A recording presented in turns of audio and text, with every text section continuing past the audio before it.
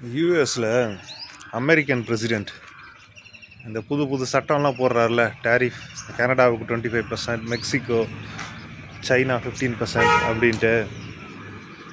அதெல்லாம் நமக்கு வந்து ஒரு அட்வான்டேஜ். இந்தியாவிலேருந்து லெதர் ப்ராடக்ட்ஸு, மற்றபடி ஒரு சில ப்ராடக்ட்ஸ்லாம் நம்ம அனுப்பலாம். இது ஒன்று. நெக்ஸ்ட்டு பார்த்திங்கன்னா, யூஎஸில் வந்து நிறைய மாற்றங்களை வந்து ட்ரம்ப் வந்து கொண்டு வர்றாரு. அதில் இப்போ இந்த இந்தியர்களை வெளியேற்றுறது, 7 லட்சம் பேர் இருக்குல்ல வெளியேற்றுறாங்க இல்லையா, எல் சால்வடார். அதில் வந்து நம்மளை விட ஒரு 25,000 பேர் அதிகமாக இருக்காங்க. அப்படின்னா இந்தியர்கள் 2வது இடத்துல இருக்காங்க. 7 லட்சம் இந்தியர்கள் வந்து போயிருக்காங்க. இந்தியா 2வது இடத்துல இருக்குது, ஹையஸ்ட் பாப்புலேட்டட் இல்லீகல் இமிகிரண்ட்ஸ். அப்படின்னா பார்த்துக்குங்க இந்தியாவிலேருந்து எவ்வளோ பேர் யூஎஸ்க்கு போயிருக்காங்கன்ட்டு. நெக்ஸ்ட்டு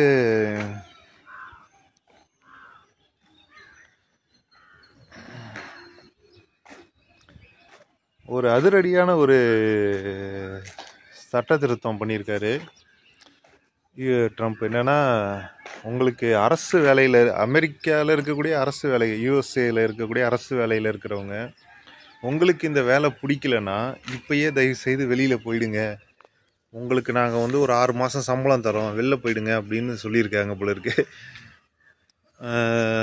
அப்படி போக விருப்பம் இல்லாதவங்க வேலையில் தொடரலாம். தொடரும் பட்சத்தில் கடுமையான நடவடிக்கைகள் எடுக்கப்படும். அதில் சிக்கினீங்கன்னா உடனே வேலை போயிடும். இந்த ஊழல் பண்ணியிருந்தா, இந்த மாதிரி ஏதாவது தப்பு பண்ணியிருந்தா உடனே வேலை போயிடும். ஆனால் இப்போ ஒரு சான்ஸ் தராங்க. இன்னி வரைக்கும் தான் நினைக்கிறேன், 6ஆம் தேதி வரைக்கும் தான் நினைக்கிறேன், பிப்ரவரி 6 வரைக்கும் தான் நினைக்கிறேன். அதுக்குள்ளே நீங்கள் ஒரு இமெயில் வழியாக கூட நான் வேலையை விட்டு போகிறேன் அப்படின்னு சொன்னால் கூட ஒரு 6 மாதம் சம்பளத்தை தருவாங்க, வாங்கிக்கிட்டு போய்க்க வேண்டிதான். 6 மாதமோ 10 மாதம் சம்பளமோ ஏதோ தராங்க, எக்ஸாக்டாக தெரியல.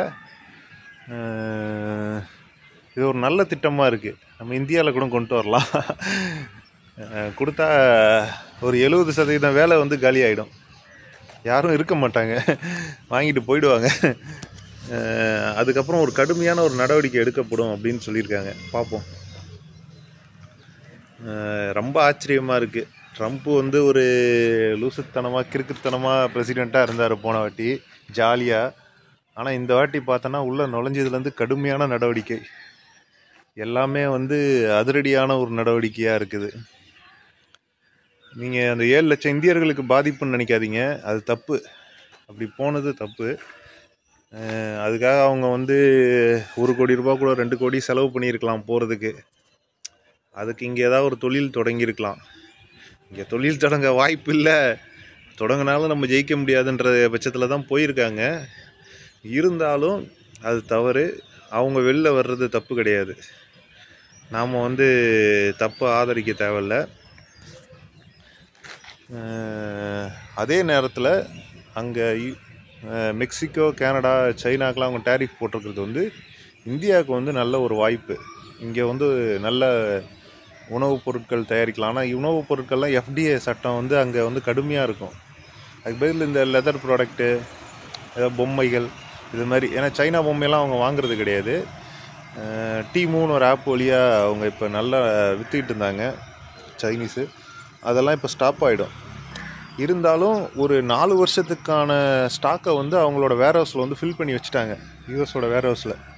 வெளியிலேருந்து நம்ம இம்போர்ட் பண்ணால் தானே டேரிஃபு. இப்போ ஒன்றும் ஒரு மாதம் டைம் கொடுத்துருக்காங்க, டேரிஃப் அது வரைக்கும் எஃபெக்டில் வராதுன்ட்டு. அதுக்குள்ளே வேர்ஹவுஸை வந்து ஃபில் பண்ணிவிடுவாங்க. ஒரு 10 இயர் ப்ராடக்ட்டை தூக்கி உள்ளே போட்டுருவாங்க. எல்லா வேர்ஹவுஸுமே ஃபில் பண்ணி வைக்கிறாங்க யூஎஸில். புதுசாக வேர்ஹவுஸை உருவாக்குறாங்க. ப்ரொடக்ஷன் தானே பண்ணக்கூடாது, வேர்ஹவுஸில் ஃபில் பண்ணலாம்ல. வேர்ஹவுஸில் ஃபில் பண்ணி அப்போ அவங்க ஆப் வழியாக விற்றுருவாங்க. அது என்ன தான் இருந்தாலும் நமக்கு இருந்தாலும் ஒரு வாய்ப்பு இருக்குது, எக்ஸ்போர்ட் பண்ணுறதுக்கு வாய்ப்பு இருக்குது யூஎஸ்க்கு. ஃபுட் ப்ராடக்ட்ஸை தாண்டி உணவுப் பொருட்கள் வந்து கடுமையான சட்டம் இருக்கும். அதை தாண்டி இந்த துணி தயாரிப்பது, திருப்பூருக்கெலாம் நல்ல வாய்ப்பு வரும்.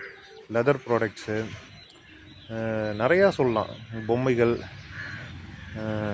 பிளாஸ்டிக் பொருட்கள் எல்லாமே வந்து யூஎஸில் வாங்குவாங்க. யூஎஸில் வந்து இண்டஸ்ட்ரீஸ் கிடையாது, அங்கே அதிகமான டேக்ஸ் இருக்கிறதால இந்த மெக்சிகோ, கனடா பார்டரில் தான் இண்டஸ்ட்ரீஸ் இருக்கும் யூஎஸை ஃபோக்கஸ் பண்ணி.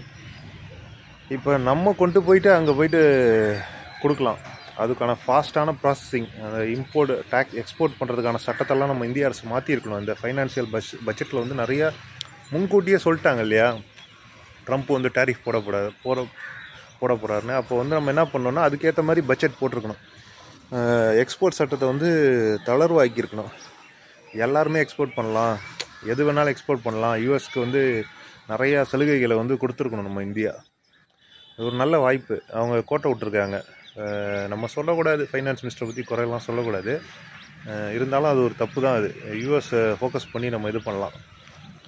அடுத்தது இப்போ அந்த சாட் ஜிபிடி, அது டீப் சீக்னு ஒரு இது போட்டிருக்காங்க இல்லையா, அது டெக்னாலஜிக்கு வைஸ் அது ரொம்ப சீப்பாக பண்ணிட்டாங்க, அது விட்ருங்க. இப்போ இந்த யூஎஸ் என்ன பிளான் பண்ணியிருக்கோன்னா, இப்போ விண்டோஸ் தயாரித்தாங்க 90s. விண்டோஸ் வந்து உருவானதும் அதை வந்து உலகம் ஃபுல்லாக அதோட லைசன்ஸ் வந்து சேல்ஸ் ஆகிருக்கும். எவ்வளோ கோடி, 700 கோடி மக்கள் இருக்காங்கன்னா எப்படி ஒரு 400 கோடி லைசன்ஸ் அது சேல்ஸ் ஆகிருக்கும். அது 11 வருஷனுக்கான லைசன்ஸையும் நல்லா அனுபவிச்சிருப்பாங்க. அந்த காசு வந்து நல்ல யூஎஸ்க்கு வருமானம், பில்கேட்ஸ்க்கு வருமானம். ஆப்பிள் ப்ராடக்ட்ஸ் இதெல்லாம் வந்து அந்த மைக்ரோ சிப்பு, செமிகண்டக்டரை பேஸ் பண்ணி தான் எல்லாமே இருக்குது. இப்போ சாட் ஜிபிடியும் அந்த மைக்ரோ சிப், செமிகண்டக்டரை பேஸ் பண்ணி தான் இருக்குது. இப்போ அதை உருவாக்க பல பில்லியன் டாலர்ஸ் வந்து செலவு பண்ணியிருக்காங்க சாட் ஜிபிடிக்கு. அது சைனீஸ் வந்து ரொம்ப கம்மியாக பண்ணியிருக்காங்க இல்லையா. இப்போ இந்த விண்டோஸ் ப்ராடக்டை சேல்ஸ் பண்ண மாதிரி இந்த சாட் ஜிபிடியும் அவங்க சேல்ஸ் பண்ண பிளான் பண்ணிச்சிருந்தாங்க. அடுத்தது வரக்கூடிய லேப்டாப்பு, மொபைல்ஸ் எல்லாத்துலேயுமே சாட் ஜிபிடியோட அந்த சாஃப்ட்வேர் வந்து இருக்கும். அப்படி தான் அவங்க பிளான் பண்ணியிருந்தாங்க. ஆண்ட்ராய்டில் எல்லாம், iOSலலாம் பிளான் பண்ணியிருந்தாங்க. இப்போ சைனீஸ் போட்டதால் அந்த பிளான் வந்து சுக்குநூறாக ஆயிடுச்சு. எப்படியும் ஒரு 500 பில்லியன் மக்களுக்கு வந்து அந்த டிவைசஸ் மூலயமா அந்த சாட் ஜிபிடி போய் சேரணும், அது ஒன்றும் டெவலப் ஆகணும் அப்படின்லாம் அவங்க பிளான் பண்ணி வச்சுருந்தாங்க. போயிடுச்சு. இப்போ என்ன பண்ணுறதுன்னு தெரியாமல் சாட் ஜிபிடியோட ஓனர்லாம் இந்தியாவெலாம் மதிச்சிருப்பாரான்னு கூட தெரியல. ஆனால் நேற்று வந்து அஸ்வினி வைஷ்ணவோ இவர் என்ன சொல்கிறது, அறிவியல் துறை அமைச்சர், அவரை வந்து சந்திச்சிருக்காரு. நேற்று சந்திச்சுட்டு போயிருக்காரு. அதோட சந்திச்சுட்டு போனதும் ஃபினான்ஸ் மினிஸ்ட்ரி வந்து என்ன சொல்லியிருக்காங்கன்னா, ஃபினான்ஸ் மினிஸ்ட்ரியில் இருக்க ஸ்டாஃப்லாம் யாருமே வந்து சாட் ஜிபிடி, டீப்சீக் யூஸ் பண்ணாதீங்க, அது த்ரெட் இருக்குது, அரசு ரகசியத்தை திருடிடும் அப்படின்ற அறிக்கையை உடனே வெளியிட்டிருக்காங்க. அது ஒரு பக்கம் இருக்கட்டும். அடுத்தது இராணுவத்துறை அமைச்சர் கூட சொல்லுவாங்க, நம்ம இந்தியாவிலே தயாரிக்க போகிறோம்னு சொல்லிட்டு பட்ஜெட்டில் கூட ஏதோ ஒதுக்கியிருக்காங்க ஏஐ தயாரிக்கிறதுக்கு. அது கூட ஒரு சைடு இருக்கட்டும். இப்போ ஏன் அந்த சாட் ஜிபிடி ஓனர் வந்து நம்மளை சந்திக்கணும், நம்மளோட அறிவியல் துறை அமைச்சரை வந்து சந்திக்கணும்னா, இப்போ வாங்குறதுக்கு யாருமே இருக்க மாட்டாங்க, சைனீஸ் காம்படிஷன் வந்துட்டாங்க. அப்போ என்ன பண்ணுறது, ஒரு லாபியை பேசுகிறதுக்காக தான் வந்திருப்பாங்க மேக்ஸிமம். இந்தியாவில் இருக்கக்கூடிய ஸ்கூல்ஸ், காலேஜஸ்லாம் நாங்கள் வந்து அதுக்கான சாஃப்ட்வேர் டிவைசஸ் வந்து நாங்கள் தரோம், அதை ஆட் பண்ணி கொடுத்துருங்க அப்படின்னு சொல்கிறதுக்காகவோ, இல்லை ஏதோ ஒரு திட்டம் அரசு அலுவலகத்தில் பயன்படுத்திக்கிங்க அப்படின்னும் போது கிட்டத்தட்ட ஒரு 100 கோடி டிவைசஸை வந்து இங்கே சேல் பண்ண முடியும் இந்தியாவில். 100 கோடி டிவைசஸில் அந்த சாட் ஜிபிடியை வந்து இன்க்ரீஸ் பண்ண முடியும். சாட் ஜிபிடி இப்போ இது வரைக்கும் டீப்சீக் வர்றதுக்கு முன்னாடி வரைக்கும் பார்த்திங்கன்னா மந்த்லி சப்ஸ்கிரிப்ஷன் பிளானில் தான் இருந்தது. ஸோ ஓகேவா, நம்ம ஃப்ரீ வெர்ஷனை யூஸ் பண்ணலாம், ஹையஸ்ட் வெர்ஷனில் யூஸ் பண்ணோன்னா சப்ஸ்கிரிப்ஷன் கட்டினா தான் யூஸ் பண்ண முடியும், ஆஃபீஸ் யூஸ் எல்லாத்துக்குமே. இப்போ அது உடஞ்சிருச்சு. அந்த ஒரு யூஎஸ்க்கு போக வேண்டிய காசு உடஞ்சிருச்சு.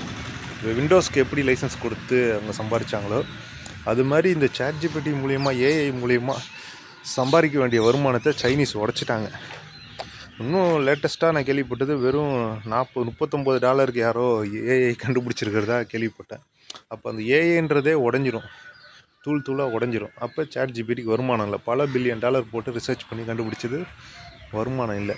ஸோ இந்தியா மாதிரி ஒரு நாட்டுக்கிட்ட வந்து, இந்தியா மாதிரி ஒரு அமைச்சர்கிட்ட வந்து இதை ஒரு லாபி பண்ணி, இதை உங்கள் ஸ்கூல்ஸ், காலேஜஸில் யூஸ் பண்ணுங்கள், ஸ்டூடெண்ட்ஸுக்கு ஃப்ரீயாக தரேன்னு சொல்லுங்கள், கவர்மெண்ட் ஸ்கீம் மூலயமா கொடுங்கன்னு சொல்லும்போது, அப்போ இந்தியா அந்த பல்காக அந்த செமிகண்டக்டரு, அந்த மைக்ரோ சிப்பு, அந்த சாஃப்ட்வேர் எல்லாத்தையுமே லைசன்ஸ் பண்ணி வாங்கி 100 கோடி டிவைசஸ்க்கு வாங்கி இங்கே ஃப்ரீயாக தரும் போது என்ன ஆகும்னா, அவங்கள பொறுத்த வரைக்கும் வருமானம் வந்துடும். போட்ட லாஸு ஓட கொஞ்சம் கெயின், ஒரு 5%, 6% கெயினோட கடையை க்ளோஸ் பண்ணிக்கலான்னு வந்திருப்பாங்க. அதுக்கு இந்தியா உடன்பட்டுதா உடன்படலையா அப்படின்றது தெரியல. இது நான் சொல்கிறத ஞாபகத்தில் வச்சுக்கோங்க. இன்னும் 2-3 வருஷத்துலேயோ நம்ம இதை மறந்துடுவோம்.